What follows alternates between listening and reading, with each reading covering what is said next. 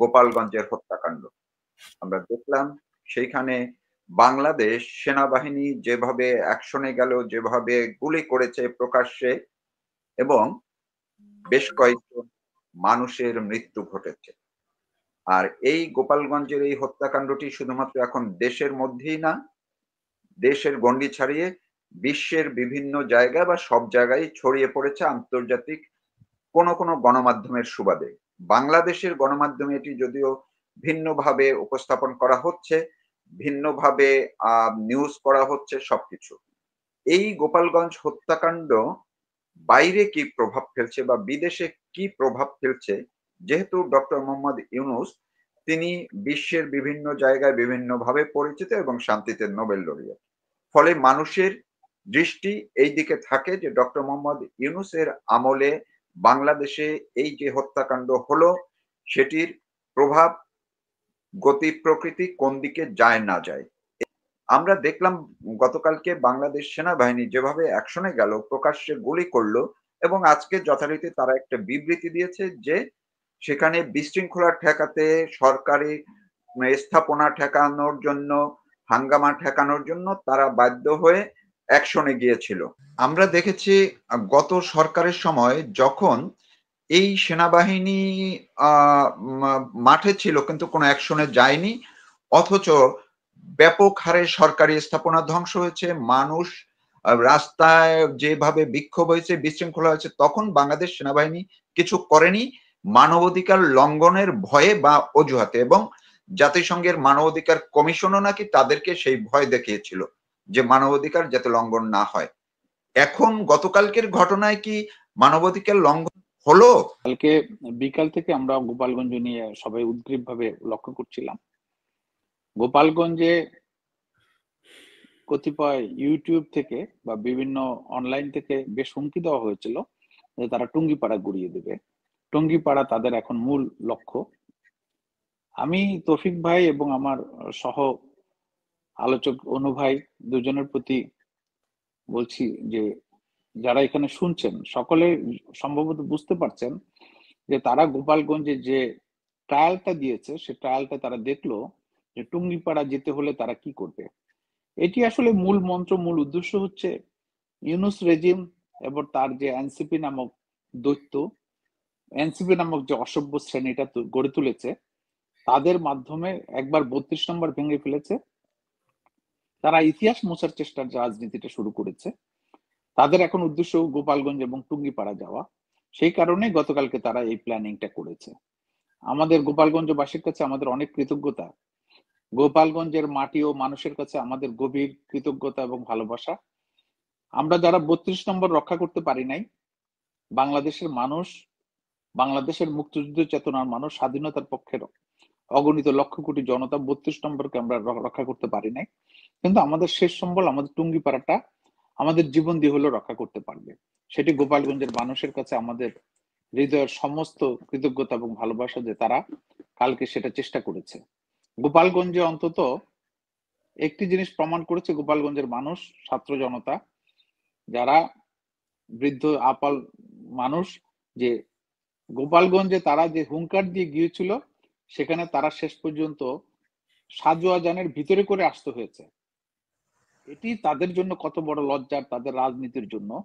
তারা কালকে তাদের সেই এনসিপির হুঙ্কার আর ছিল না, তারা ইয়ের গাড়িতে করে চলে আসছে, সাজোয়া যানের ভিতরে করে, ট্যাঙ্কের ভিতরে করে।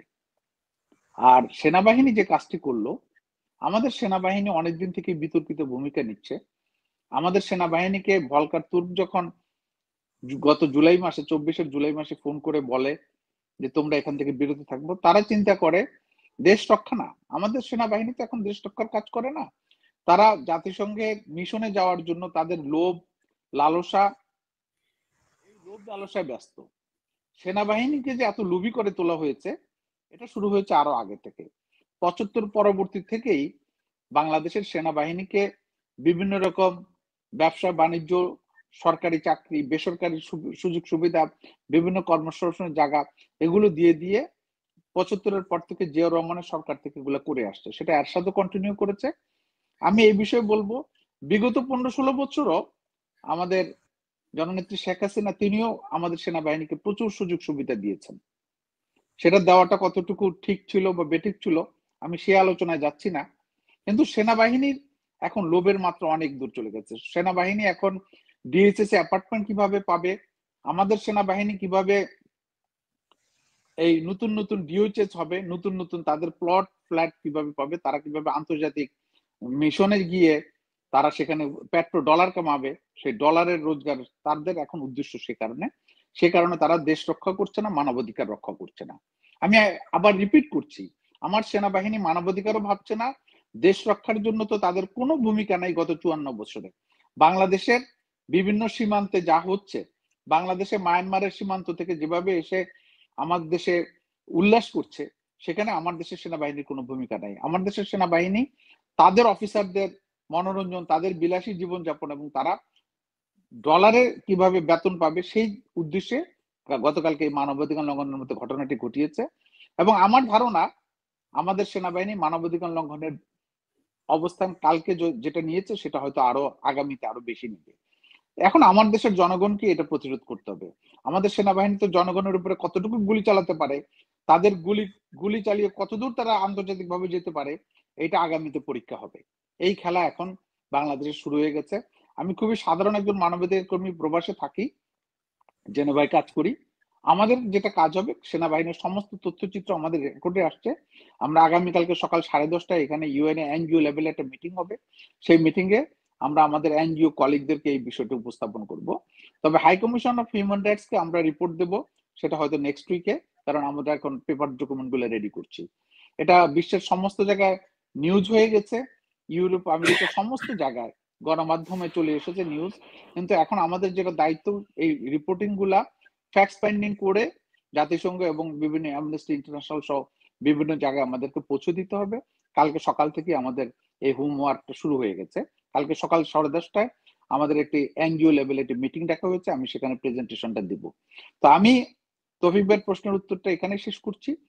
বাংলাদেশের সেনাবাহিনী, বাংলাদেশের পুলিশও কিন্তু গতকালকে নীরব ভূমিকা পালন করেছিল। পুলিশকে কিন্তু উস্কে দিয়েছে সেনাবাহিনী, সেনাবাহিনী পুলিশকে উস্কে দিয়েছে যে আসো।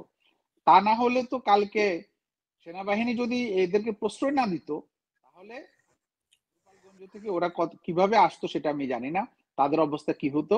কিন্তু গোপালগঞ্জ মানুষের কাছে আমাদের কৃতজ্ঞতার শেষ নাই। তারা তারা শেষ জবাবটুকু দিয়েছে।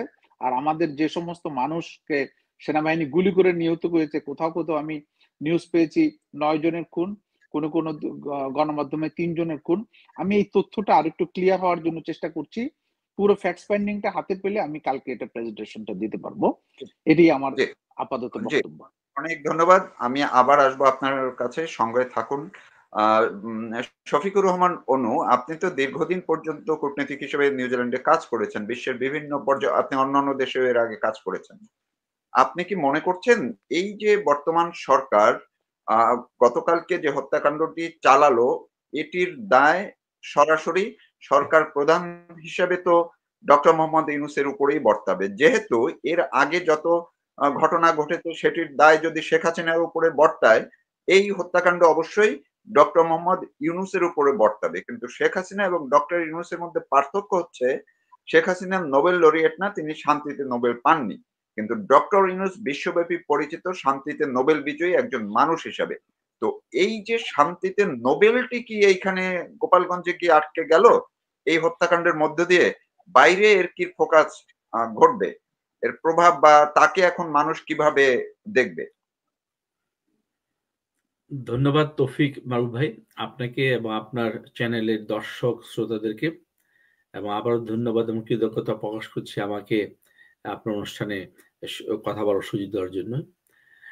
আমি রহমান মামুন ভাইয়ের সাথে সুর মিলে প্রথমে বলতে চাই, আমি আমার হৃদয় অন্তঃস্থল থেকে গোপালগঞ্জবাসীকে আমার শ্রদ্ধা, ভালোবাসা এবং কৃতজ্ঞতা জানাচ্ছি। তারা আমাদেরকে বাঙালি জাতি হিসাবে আমাদের মান-ইজ্জতটা রক্ষা করেছেন, যেটা ওদের আলাপ সালাপে ওদের হাবভাবে বোঝা যাচ্ছিল, এবং যে ওদের মেইন টার্গেট ছিল বঙ্গবন্ধুর কবর বাজারকে ধ্বংস করা এবং টুঙ্গিপাড়া বিভিন্ন বঙ্গবন্ধু স্থাপনাগুলি ধ্বংস করা। তারা যদি এই সাময়িক রেজিস্ট্যান্স না দিত, ওটা করতো। এবং সাথে সাথে আমি নিন্দা জানাচ্ছি এই আমাদের এই সেনাবাহিনী, তথাকথিত সেনাবাহিনী, যাকে আমি অনেকদিন যাবৎ বলতাম জাতিসংঘের ভাড়াটিয়া বাহিনী। কেন আমাদের আগের বক্তা মামুন সাহেব বলে গেছেন, ওদের মেন উদ্দেশ্য হচ্ছে যা বিভিন্ন দেশে জাতিসংঘের শান্তিরক্ষা বাহিনী হিসেবে কাজ করে কিছু ডলার কামানো, আর দেশে বিভিন্ন সুযোগ সুবিধা নেওয়া, ব্যবসা বাণিজ্য, এবং সবশেষে রিটায়ার করার পরে নামমাত্র মূল্যে ভালো ভালো জমি নেওয়া, ডিওচএস এর বা ডিফেন্স অফিসার হাউজিং সোসাইটি নামে প্রজেক্ট করে এগুলি নেওয়া। এবং সেই বাহিনী গত 1 বছরে এখন লাঠিয়াল বাহিনী হয়ে গেছে।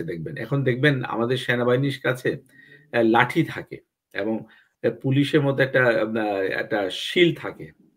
তাই আমি এদেরকে গতকালকে নাম দিয়েছি জাতিসংঘের ভাড়াটিয়া লাঠিয়াল বাহিনী। কালকে ওরা যে কাজগুলি করেছে, আমি লাইভ ভিডিও না দেখলে আমি হয়তো বিশ্বাস করতাম না। এবং পরে তো লাইভ ভিডিও দেখেছি, বিভিন্ন আনএডিটেড ভিডিও দেখেছি, র ভিডিও ফুটেজ দেখেছি। আমি সত্যি আমি খুবই আমি দুঃখিত এবং ক্ষুব্ধ।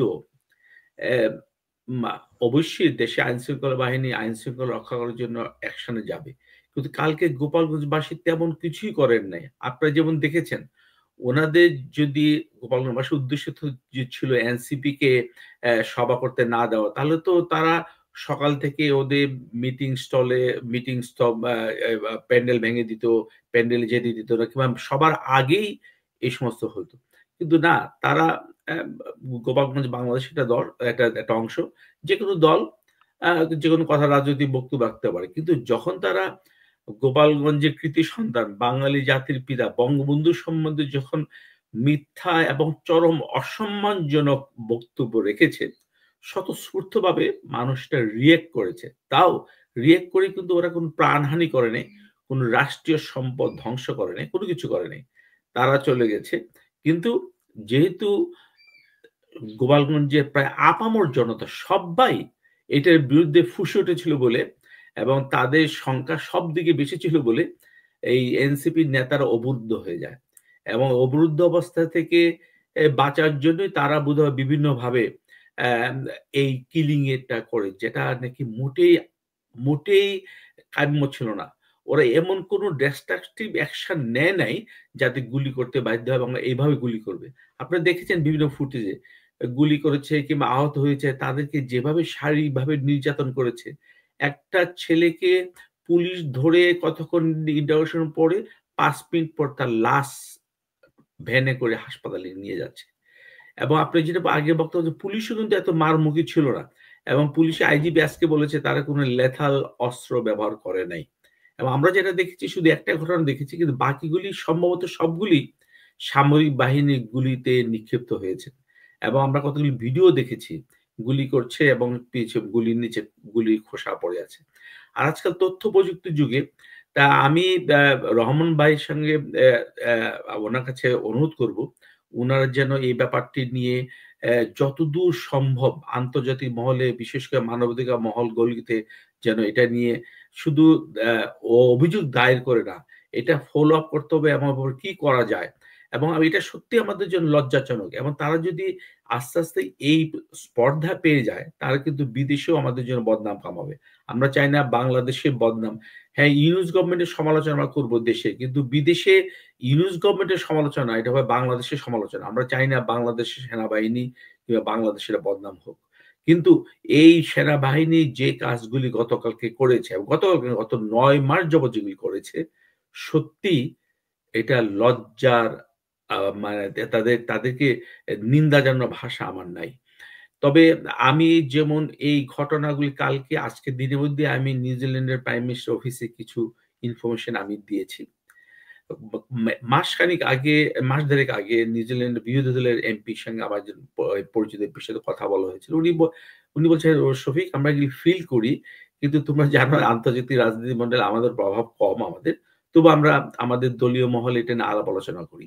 তবে আমরা আমরা যখন কোনো সুযোগ আসবে, আমাদের দেশ এবং আমরা এইটার বিরুদ্ধে চান আমরা করব, আমরা এই ব্যাপারে তোমাকে আশ্বস্ত করতে পারি।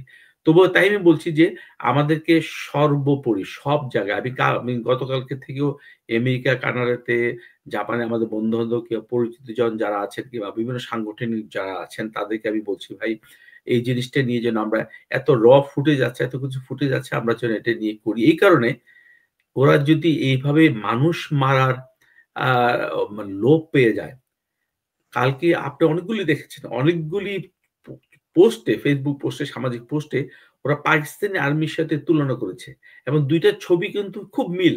৭১ সালে যেমন বাঙালিকে গুলি করে আর চ্যাংদোলা করে নিয়ে যাচ্ছিল, গতকালকে ঠিক তেমনি একটা ছেলেকে, সাধারণ ছেলেকে এরকম গুলি করে আহত করে চ্যাংদোলা করে নিয়ে গেছে।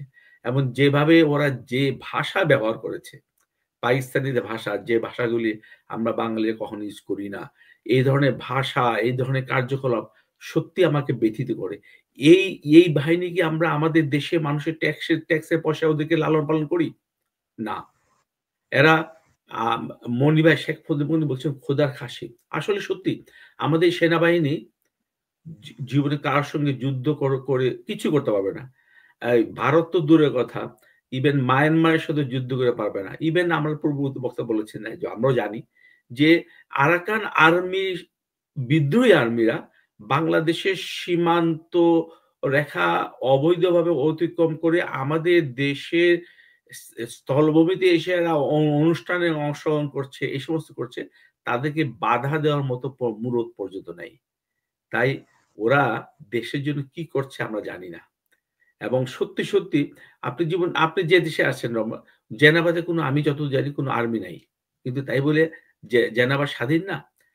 আজকাল হচ্ছে কূটনৈতিক ভাবে আমাদেরকে স্বাধীনতা, সার্বভৌমত্ব অক্ষুণ্ণ রাখতে হয়। তার প্রমাণ আপনাদের সুইজারল্যান্ড। তেমনি ভাবে এখন আমার দেশে এখন একটা আমাদের একটা খোদার সেনাবাহিনী একটা বিশাল একটা মানে একটা শ্বেতহস্তি হয়ে গেছে।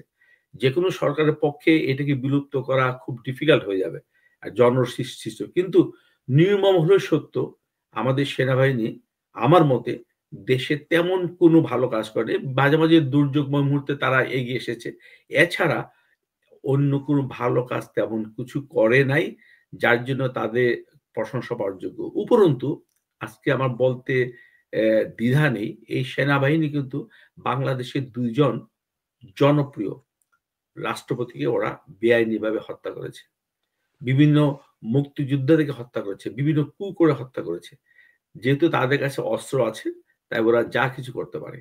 তা আমি এই সেনাবাহিনীর এই ভাড়াটিয়া, আমি সেনাবাহিনী না বলে আমি বলি যে জাতিসংঘের ভাড়াটিয়া লাঠিয়াল বাহিনীর কার্যকলাপ তীব্র নিন্দা জানাচ্ছি এবং দেশে বিদেশে তাদের কার্যকলাপের জন্য তারা নিন্দিত হবে, ঘৃণিত হবে এবং এই ব্যাপারে আমাদের সবাইকে সোচ্চার হতে হবে। মারুফ ভাই, আপনাকেও আপনার চ্যানেলের মাধ্যমে এই জিনিসটাকে আমরা বিভিন্ন মিডিয়াতে, বিভিন্ন অফিসে যেন আমরা এটা তুলে ধরতে পারি এবং তাদেরকে এই ধরনের কাজ থেকে ভবিষ্যতে বিরত রাখতে পারি, এই ব্যাপারে আমরা সবাই যেন একসঙ্গে কাজ করি। ধন্যবাদ। আমি আবার আসবো আপনার কাছে। রহমান মামুন, আপনি যদি একটু বলেন যে আমরা দেখলাম বাংলাদেশে জাতিসংঘের অফিস করেছে, এই অফিসটি এখন আপনার জানা আছে কিনা? অফিসটি কি তাদের কার্যক্রম শুরু করলো? আর যদি করেই থাকে, তারা কি শুরুতেই এই বাংলাদেশে গোপালগঞ্জের হত্যাকাণ্ডটা সামনে পেল কিনা? এবং এই ক্ষেত্রে আগে তো বাংলাদেশে এদের অফিস ছিল না, এখন তো যেহেতু অফিস, নিশ্চয়ই তাদের স্টাফ কেউ না কেউ তারা তো ওইখানে আছে, কার্যক্রম পুরোপুরি শুরু না হলেও। তো জাতিসংঘের মানবাধিকার কমিশন তারা এই ঘটনার পর্যবেক্ষণ করছে কিনা, বা সামনে এটা নিয়ে তাদের প্রতিবেদন আমরা দেখতে পাবো কিনা? মারুফ ভাই, আবারও ধন্যবাদ। আপনার প্রশ্নটা সরাসরি উত্তরে যদি বলি, জাতিসংঘের আঞ্চলিক কার্যালয় বা আঞ্চলিক একজন দাপ্তরিক অফিস আছে ঢাকায়, তারাও তাদের শুধু হিউম্যান রাইটস বিষয়টা দেখে না, ওই কার্যালয় থেকে জাতিসংঘের সব বিষয়গুলোই দেখে, বিভিন্ন সেক্টর, আইএলও সহ অন্যান্য যা যা আছে, ওনাকে বলা হয় আবাসিক প্রতিনিধি। একজন আবাসিক প্রতিনিধি আছেন এবং তার কার্যালয় আছেন, এটা কিন্তু ব্যাপক করতে না স্থাপন করা হয়েছে আর কি। কোনটা সেটার কথা কোনটা জাতিসংঘের মানবাধিকার কমিশনের রেজুলেশন হয়েছে, এখন অফিস এস্টাবলিশড হয়নি, অফিস এখনো হয়নি ভাই। অফিস হবে, খুব শীঘ্রই হবে। অফিস যখন সেট আপ হবে তখন এর পরিধি, কাজের পরিধিও অনেক ব্যাপক হবে। তাদের এই কার্যালয়টা শুধু ঢাকায় বাংলাদেশের মানবাধিকার পরিস্থিতি লক্ষ্য করবে না, পুরো দক্ষিণ এশিয়ার সমস্ত জায়গায় তাদের মানবাধিকার, যেটা ধরুন ডাব্লিউএইচওর যে অফিস দিল্লিতে আছে, তারা আঞ্চলিকভাবে সবগুলো দক্ষিণ এশিয়ার বিষয়ে কাজ করে, এবং ঢাকায় যখন মানবাধিকারের জাতিসংঘ মানবাধিকার কমিশনের অফিস হবে, সেই যে আঞ্চলিক ডিরেক্টর থাকবেন তিনিও ওই অঞ্চলে কাজ করবেন। তবে বাংলাদেশ অবশ্যই সেটা নখদর্পণে থাকবে, সেটা এখনো শুরু হয়নি। সবেমাত্র বাংলাদেশ গভর্নমেন্ট আইন পাশ করেছে, এখান থেকে সেট আপ যেতে অনেক সময় লাগবে। সম্ভবত আমরা আশা করছি এই বছরের সেপ্টেম্বর অক্টোবরের মধ্যে সেটা হয়ে যাবে। সেটা হলে অনেক দূর কাজ এগোবে। কিন্তু আমি যে কারণে কথাটা আবার বলছি যে এইসব কাজের কতগুলো সিস্টেম আছে, পরিধি আছে। জাতিসংঘ মানবাধিকার কমিশন যেটা জেনেভায় আছে, আরেকটি অফিস আছে ওদের থাইল্যান্ডে। থাইল্যান্ড থেকে এখন বাংলাদেশকে নিবিড় পর্যবেক্ষণ করা হয় থাইল্যান্ডের অফিস থেকে। এবং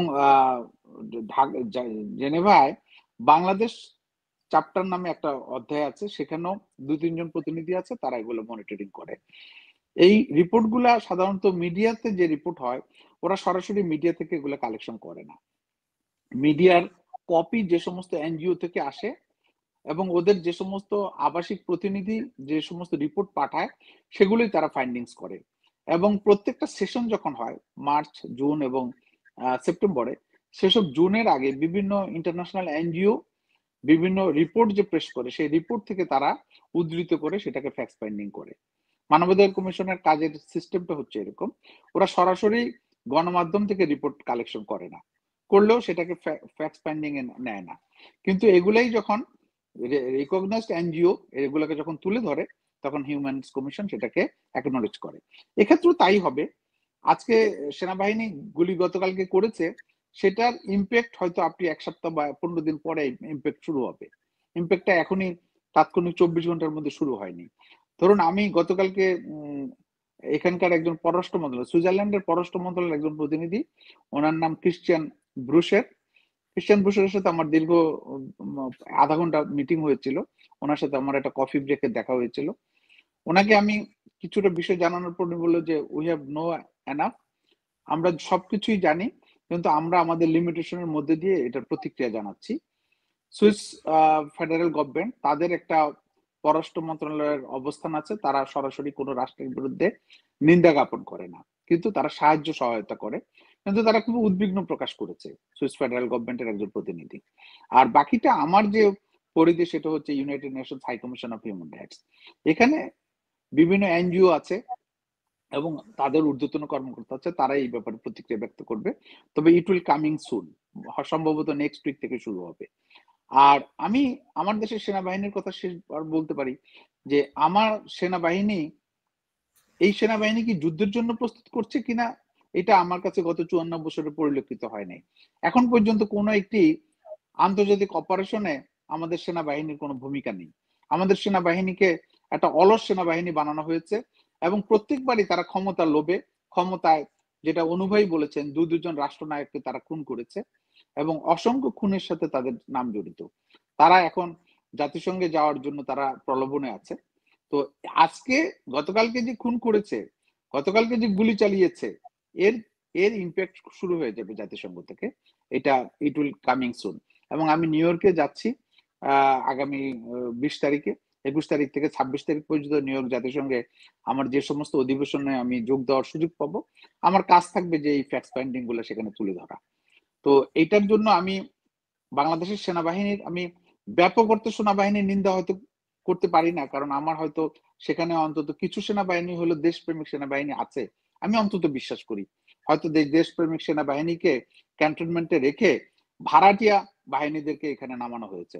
আমার মনে হচ্ছে যেটা, আমাদের যারা দেশপ্রেমিক সেনাবাহিনী, যারা দেশের জন্য কমিটমেন্ট করেছেন, তাদেরকে হয়তো ক্যান্টনমেন্টের চৌহদ্দির মধ্যেই রাখা হয়েছে। এটা this is the planning, meticulous planning by the Yunus Saheb এবং তার রেজিম এই সেনাবাহিনীকে ব্যবহার করবে এখন তাদের ক্ষমতায় থাকার জন্য। এবং আজকে দুঃখের বিষয়, বিএনপি একটি রাজনৈতিক দল, একটি গণতান্ত্রিক রাজনৈতিক দল, তারা দাবি করে যে তারা গণতন্ত্রের ধারক বাহক, তাহলে একটি রাজনৈতিক দল এনসিপির জন্য নিন্দা জ্ঞাপন করতে পারলো, এনসিপির প্রোটেকশনের জন্য। আর যে এনসিপি কে আমরা দেখতে পাই বুয়েটে দাঁড়িয়ে, ঢাকা বিশ্ববিদ্যালয়ে দাঁড়িয়ে জিয়াউর রহমানের গালি দিচ্ছে, জিয়াউর রহমান, তারেক জিয়ার 14 গোষ্ঠী উদ্ধার করে নোংরা নোংরা অশ্লীল ভাষায়, যে ভাষা আমি কখনো স্ক্রিনে দাঁড়িয়ে কথা বলতে পারবো না, সেই ভাষায় গালি দিচ্ছে। অথচ ফখরুল ইসলাম আলমগীর বাংলাদেশে এতগুলো খুন করলো সেনাবাহিনী গুলি করে, তার একটা নিন্দা প্রকাশ করতে পারলো না। তাদের লজ্জা হয় না? তারা সেই খুনের বিরোধিতা করলো না, কিন্তু এনসিপির পক্ষ নিয়ে কথা বললো। তো এনসিপির মধ্যে দিয়ে বিএনপির মরণ কামড় হবে, এবং বিএনপি আবার উল্টো মরণ কামড় এনসিপি কে দিবে, সেটা এই দেশের জনগণ একদিন দেখবে। টাইম ইজ কামিং সুন, আমি এটাই বলতে চাচ্ছি। অনেক ধন্যবাদ। আবার আমি আসছি শফিকুর রহমান অনু, আপনার কাছে আমি এর আগেও প্রশ্নটি করেছিলাম, কিন্তু আপনি প্রসঙ্গটি পুরাটা শেষ করতে পারেননি। যদি আবার একটু শেষ করেন যে ডক্টর মোহাম্মদ ইউনূসের দায় কি এই হত্যাকাণ্ডের, গোপালগঞ্জ হত্যাকাণ্ডে? তিনি তো শান্তিতে নোবেল বিজয়ী, তার দায় কতটা আছে? বাইরের বিশ্ব তার এই দায়টিকে দেখবে কিভাবে? ধন্যবাদ, খুব সুন্দর প্রশ্ন। আমি এই ব্যাপারে আমার বক্তব্য হচ্ছে, এটা ডক্টর ইউনূস ব্যক্তিগতভাবে যতদূর না দায়ী থাকবেন, রাষ্ট্র প্রধান হিসেবে দায়িত্বটা অনেক অনেক বেশি, এবং রাষ্ট্র সরকার প্রধান হিসাবে ওনার দায়িত্ব সবচেয়ে বেশি। ব্যক্তি হিসেবে যদি থাকবে, উনি ওই থেকে ডিঙে যদি এক্সট্রা অতি উৎসাহ নিয়ে কোনো কিছু করেন, যেমন কালকে আমরা দেখেছি যে পুলিশ কোয়ার্টারে বসে একজন শিশু উপদেষ্টা আর কয়েকজন উপদেষ্টা মিলে ওরা মনিটর করে এই সমস্ত কাজকাম করছে, যেটা আমি বুঝতে পারি না। আমার সাধারণ জ্ঞানে আসে না। শিশু উপদেষ্টার ওইখানে আইন শৃঙ্খলা পরিস্থিতি অফিসে, পুলিশ হেডকোয়ার্টারে সে এমন অভিজ্ঞ লোক না, 27 বছর একটা ছেলে, তেমন মেধাবীও না, সেখানে বসে কি করতেছে? তাই আমি বললাম যে এটা দলীয়ভাবে, সরকারভাবে বাংলাদেশ সরকারের দায়িত্ব। আমি ব্যক্তি ইউনূসকে দায়িত্ব করে, ব্যক্তি ইউনূস আমাদের কাছে বড় কথা, সে এই সরকারের প্রধান হিসেবে তার দায়িত্ব অবশ্যই আসবে, এবং ব্যক্তি ইউনূসকে দায়িত্ব বা দোষারোপ করে আমি চাই না এই দোষটাকে একটু ছোট করে দেওয়ার জন্য।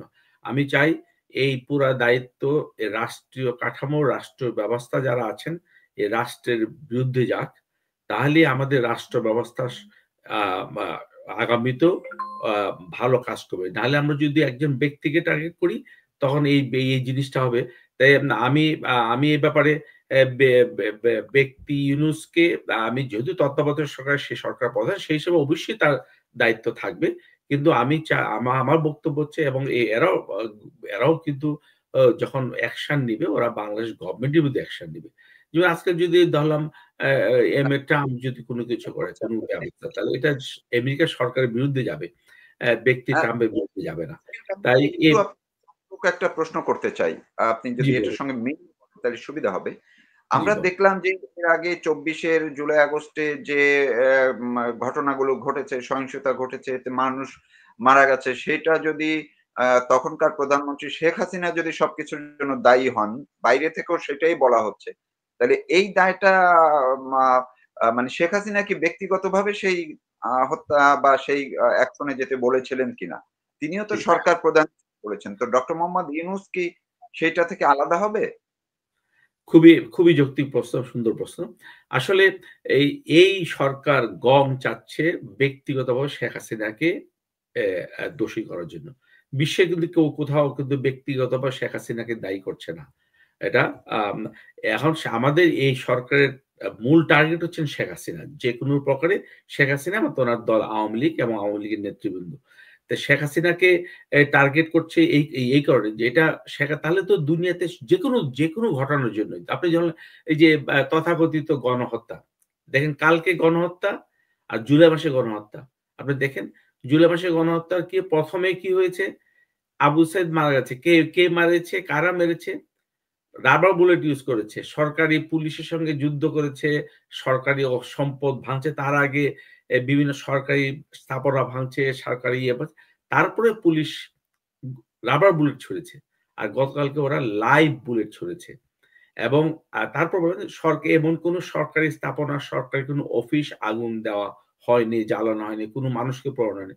গত জুলাই কি হলো, পুলিশকে বিভিন্ন আওয়ামী কি বলবো, ওই যে আমাদের জয়দেবপুরের যে মেয়র ছিলেন জাহাঙ্গীর সাহেবের ব্যক্তিগত সহকারী যুবলীগের নেতাকে মেরে ঝুলিয়ে রাখা হয়েছে, পুলিশকে মেরে ঝুলিয়ে রাখা হয়েছে। তারপরে সেনা হত্যার যজ্ঞ শুরু হয়েছে এবং বেশিরভাগ তো অনেকগুলি হত্যাকাণ্ড তো তারা ঘটিয়েছে। আমার কাছে অনেকগুলি ভিডিও ক্লিপ আছে, আপনারা জানেন, মুগ্ধ, আবু সাইদ, আর অনেকগুলি আছে যে এই গুলিগুলি সবগুলি সারপ্রাইজ কিলিং। হ্যাঁ, পুলিশের গুলি তো মারা গেছে, মারা তো যাবাবি। পুলিশ যখন আপনি সেতু ভবনে আগুন দিবেন, যখন মেট্রো রেলে আগুন দিবেন, যখন সরকারি স্থাপনা ধ্বংস করবেন, যখন পুলিশ স্টেশন জ্বালিয়ে দিবেন, একটা ইয়েতে সিরাজগঞ্জে এনাদপুরে 13 জন 14 জন পুলিশকে পুড়িয়ে মারা হচ্ছে, তখন কি পুলিশ আত্মরক্ষার্থে গুলি করবে না? তখন কি মানুষ মারা যাবে না? কিন্তু গতকালকে তো এটি হয়নি। তার জন্য বলছিলাম যে এটা তো হলো তাই, এটা অফকোর্স এটা অর্ডার তো এখন যদি বলি যে পুলিশ গুলি করেছে, যে পুলিশকে কে অর্ডার দিয়েছে, তার উপর যে এসআই সে অর্ডার দিয়েছে। এসআই এর উপর কে অর্ডার ছিল, সে ওসি অর্ডার দিয়েছে। ওসি কে অর্ডার দিয়েছে, এসপি অর্ডার দিয়ে, এসপি কে অর্ডার দিয়েছে পুলিশে, আইজিপি অর্ডার দিয়েছে। আইজিপি কে অর্ডার কে দিবে, কিংবা আইজিপি উপরে কে, স্বরাষ্ট্রমন্ত্রী, স্বরাষ্ট্রমন্ত্রী উপরে প্রধানমন্ত্রী। এইভাবে তো দায়িত্ব দোষ দেওয়া যায় না।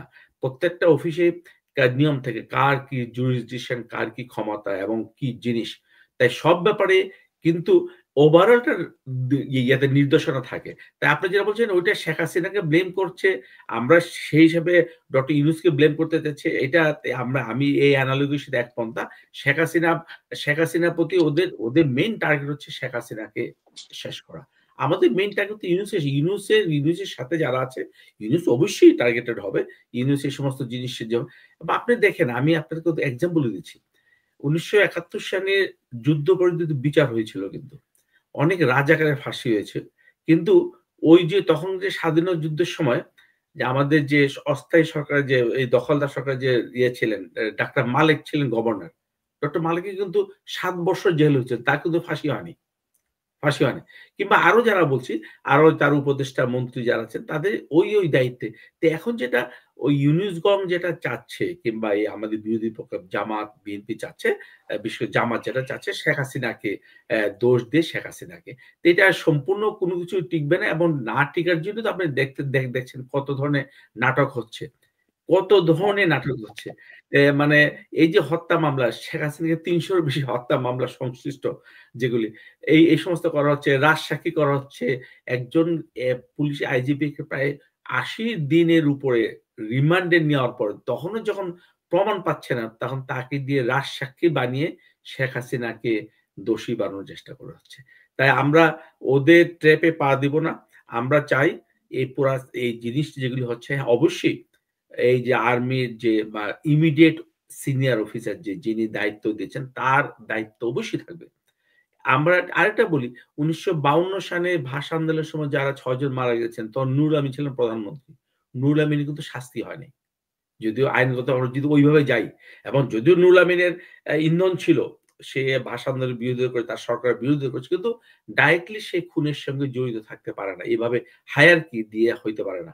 তাই এটা অবশ্যই ডক্টর ইউনূস থেকে এই বর্তমান সরকারের বদনাম সবচেয়ে বেশি হবে। এবং অতি উৎসাহী যেটা আমি যেটা বলছি, কাল যে আসিফ যে Mahmud Bhuiyan, he might be responsible, সে স্পোর্টস অ্যাডভাইজার, এটার সাথে কোনো সংশ্লিষ্ট নাই, তার এই ব্যাপারে কোনো অভিজ্ঞতা নাই, তার এই ব্যাপারে কোনো স্পেশাল ট্রেনিংও নাই যে মব কন্ট্রোল করা কিংবা এই সমস্ত কন্ট্রোল করা। সে পুলিশ কন্ট্রোল রুমে গিয়ে সে এগুলো মনিটর করতেছে। তো এইগুলি হচ্ছে স্পেশাল দোষ হিসেবে তাকে দায়িত্ব দেওয়া পারে। আশা করি ব্যাপারটা আমি ক্লিয়ার করতে পেরেছি।